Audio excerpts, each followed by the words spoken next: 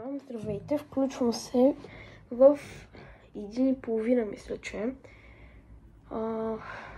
Не знам точно колко е, защото се не мога да видя, защото съм включила. Днес не е неделя, днес е понеделник, да, не съм на училище. Защото малко съм болна, кашлям. Майка ми ме остави, а днес би трябвало да вали. Да, съжалявам. Назад е много зле положението, затова се опитвам така малко да си изправям косата, ето така, за да не си личи много, защото вижте. Така, нещо ще ви показвам колекцията си от парфюми, като те са супер много. Ето там долу. По принцип, някои от парфюмите сестра ги има абсолютно същите, за да може тя си ги има, да. И нека да започваме. Първо ще започнем с Сол де Жанейрото. Първото, което имам, и то е това 68 номер, розовото. То ми беше подарък. Те са на бразилски са. Не мога да ви опишам, мирише на бомбони, на сладко. Да, много ме кефят капачките, вижте. Любимото ме 71 номер, аз го имам. И да, ето. Не спомням колко струваше, защото то беше подарък. По принцип, вижте, има една история. По принцип, една моя приятелка, в която вече не сме приятелки, да, преди. И тя ми беше подарила такова парфюмче, но по-малко. Беше ми подарила едно несесерче вътре, комплект с едно кремче и с един душгел. Но аз малкото парфюмче го изгубих и затова просто си взех такова по-голямо. Да. За си имам някъде на поляната, отвънка на парка го изгубих. И това много тежко го преживях. Така, няма да го карам по номера. Това е 62 номер. Той ми е следващия, който ми го бяха купили за Коледа, мама и тати. Честно казано, този мирише по-добре от розовия.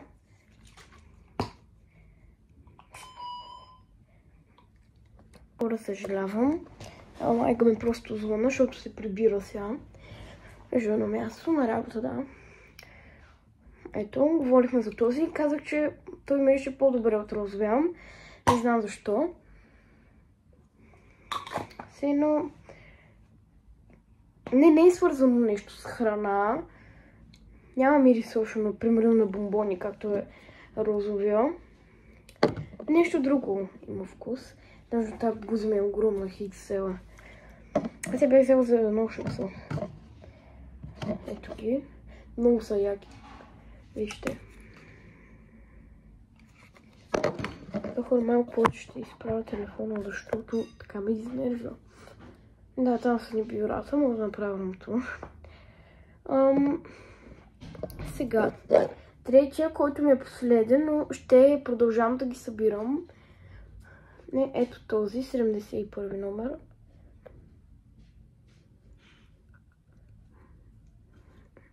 Който мирише на бисквитки, е просто уникален.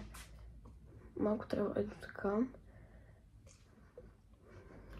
Много обичам. Този ми е един от фаворитите. Като сестра ми има ето този. Има лилавия, който е 49 номер. Вие го знаете. Ето тук някъде ще го сложа. 49 номер. Да го видите как изглежда. И да, сега ще продължаваме с другите. Сега ще продължаваме с... Чакайте само ето къде няма други парфюми.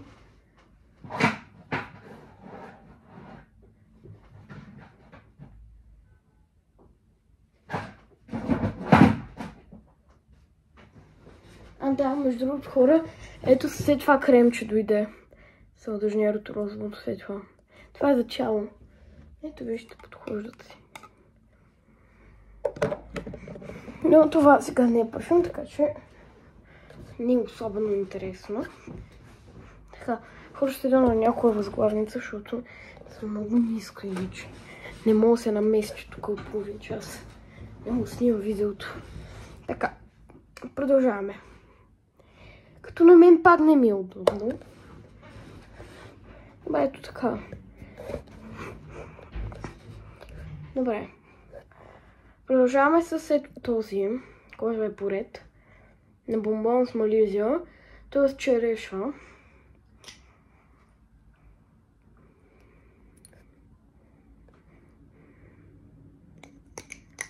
Особено впечатлена съм от него. Аз по принцип ги събирах. Сега ще ви покажа и другите три. Аз имам и 3 дезодоранта. Другият е този, който е един от любимите. Синя.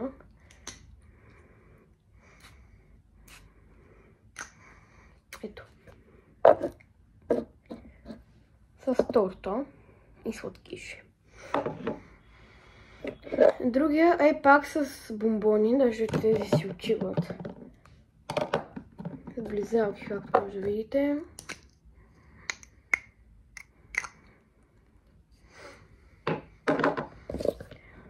Другият е с маргаритки. Не знам, ето опаковката.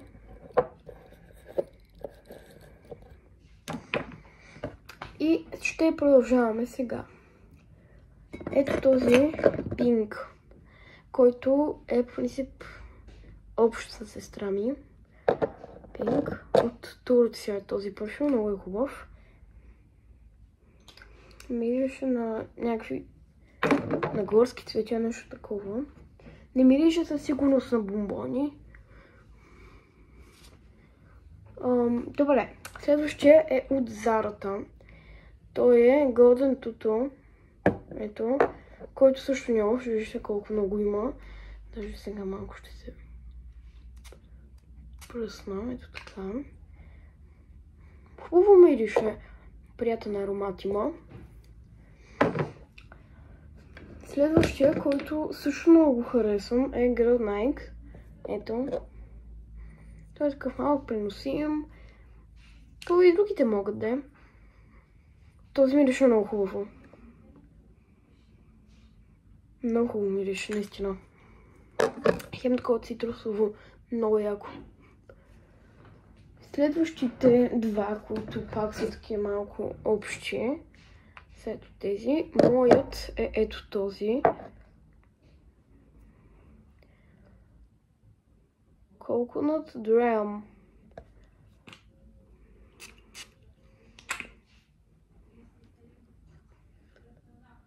Ето. Опа. Буднах един парфюм. Съжалявам за гласовете, които чуят от другите са. Просто майка ми се прибра. Сега нещо си говорят с сестра ми. А ето този е на сестра ми. Ето.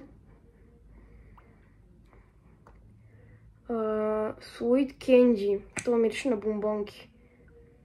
Много хубав. И вижда какви интересни капачки като топчен са. Така. Следващите са дезодорантите.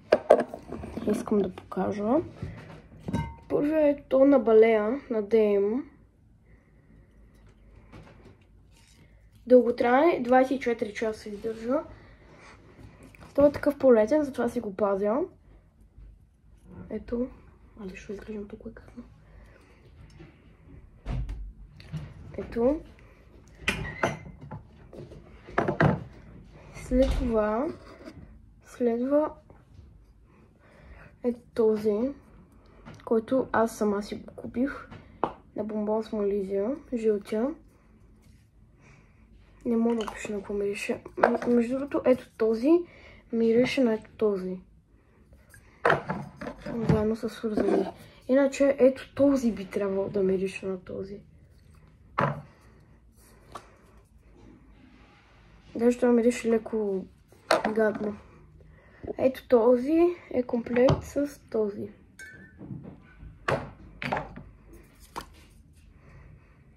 Това мирише много хубаво. Така, следващите парфюми са малко бебешки, но съжалявам. не са от миналата година или от тази. С еднорози. Единия е мой, другия на сестра ми. Но са сладички. Unicorn Dram.